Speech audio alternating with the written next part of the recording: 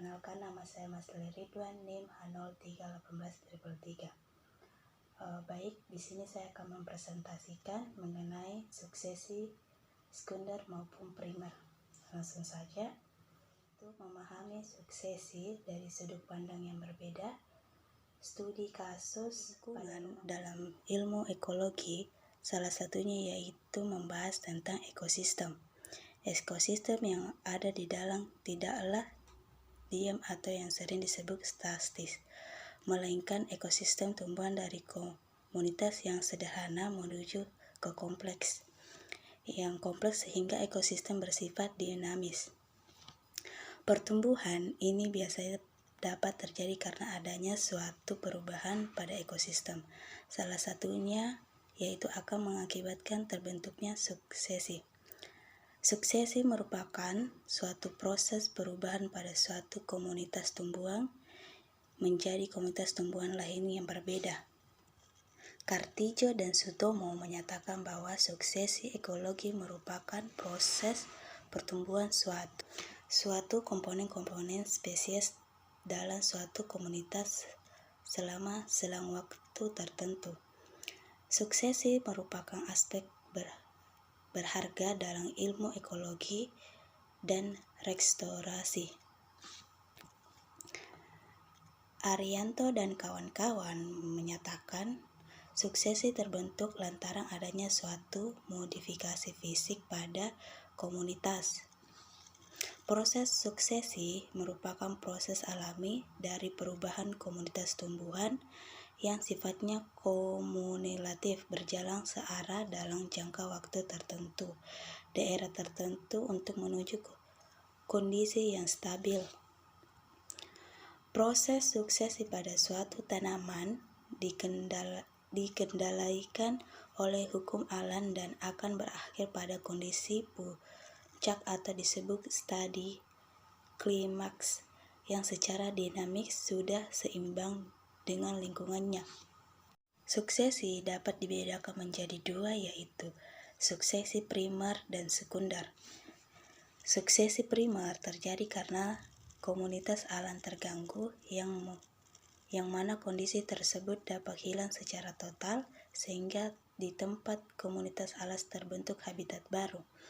Gangguan tersebut dapat terjadi secara alami seperti gunung meletus, tanah longsor, dan lain-lain. Gangguan juga dapat terjadi disebabkan oleh perbuatan manusia seperti penambangan batu bara, minyak bumi, dan tambang. Sedangkan suksesi sekunder juga terjadi karena adanya gangguan namun tidak termasuk secara total. Komunitas tersebut abstrak, lama, dan hidupnya masih ada. Contohnya gangguan tersebut yaitu pembakaran pada rumput dengan sengaja atau land clearing atau penambangan. Terjadinya suatu suksesi dapat dimulai dengan adanya lahan gundul yang kemudian muncul komunitas perintis atau perubahan lumut dan alga. Kemudian tumbuhan lumut dan daun paku-paku. Tahap berikutnya yaitu munculnya rumput sehingga dalam perkembangan berikutnya tumbuhan produk dan pohon atau perubahan pada belukar dan hutan yang biasanya disebut dengan komunitas klimaks. Prinsip suksesi merupakan adanya serangkaian perubahan tempat tumbuh. Perubahan ini terjadi secara beransur-ansur dari komunitas sederhana hingga kompleks. Pemahaman mengenai suksesi menjadi perhatian penuh oleh peneliti karena berdasarkan data yang diperoleh dinyatakan bahwa masih banyak orang yang memahami suksesi terbatas. Munculnya komunitas baru pada lahan pasca gempa. Hal ini mendorong peneliti melakukan sebuah penelitian terhadap suksesi yang ada di lingkungan sekitar dengan tujuan memberikan pemahaman tentang suksesi dari sudut pandang yang berbeda melalui studi kasus pada rumah kosong.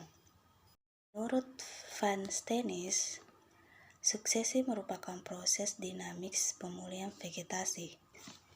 Klimaks di semua tempat yang tidak mempunyai vegetasi ataupun tempat vegetasi tersebut dihilangkan atau terganggu baik oleh alam itu sendiri maupun karena ulah manusia.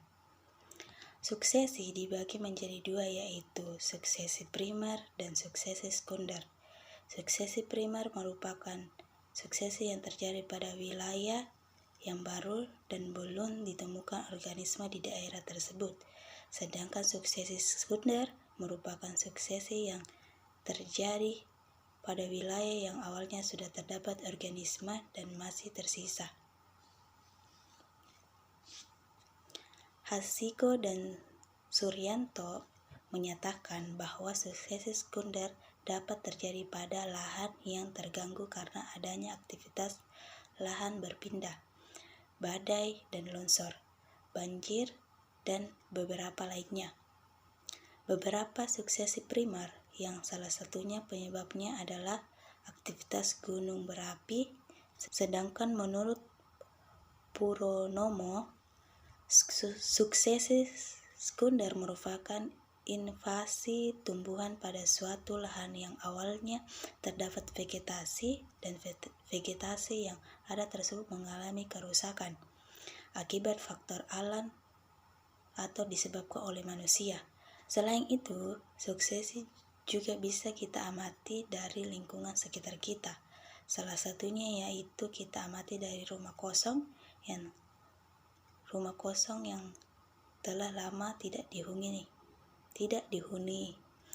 Tumbuhan perintis yang pertama kali tumbuh adalah Bryophyta atau lumut. Tumbuhan menempel pada dinding tembok. Tumbuhan ini merupakan tumbuhan perintis dalam skema suksesi vegetasi, karena tumbuhan ini mampu tumbuh pada bebatuan yang keras dan kering sekalipun.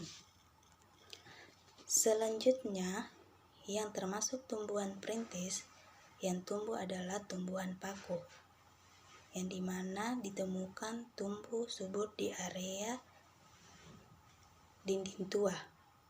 Hal ini juga sesuai dengan hasil penelitian terdahulu oleh Haryanto dan kawan-kawan, yang menyebutkan bahwa spesies paku merupakan tumbuhan yang sering dijumpai pada area terbuka, dinding dan tembok tua.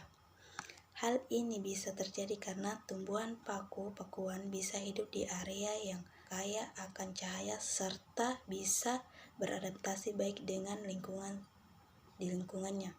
Baik, itulah yang dapat saya presentasikan. Kurang lebihnya mohon dimaafkan. Assalamualaikum warahmatullahi wabarakatuh.